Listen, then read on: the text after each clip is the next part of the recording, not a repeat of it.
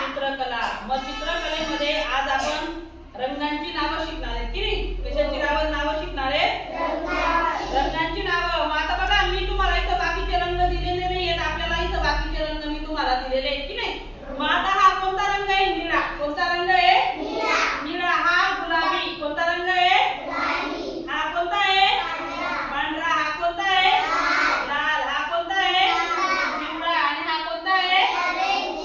नारंगी, केशरी, orange English मध्ये म्हणतो की नाही? त्याच्यानंतर हा कोणता आहे मग? चॉकलेटी. याला आपण इंग्लिश मध्ये ब्राऊन म्हणतो ना.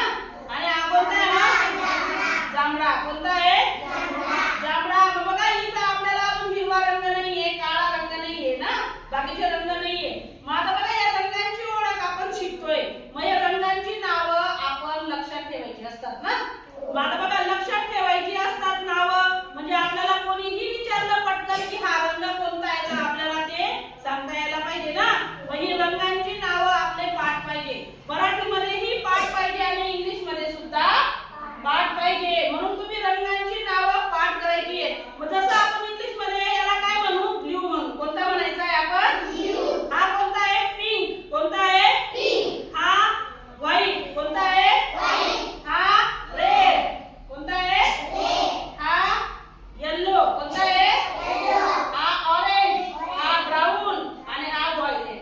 म्हणजे हे रंगांचे नावं मी तुम्हाला इंग्लिश मध्ये सांगितले. मग आपले रंगांचे नावं इंग्लिश मध्ये सुद्धा तुम्ही पाठ करायची आणि मराठी मध्ये सुद्धा तुम्ही पाठ करायचे. मग चित्रकला विषय मध्ये आज आपण काय शिकलो? रंगांची नावं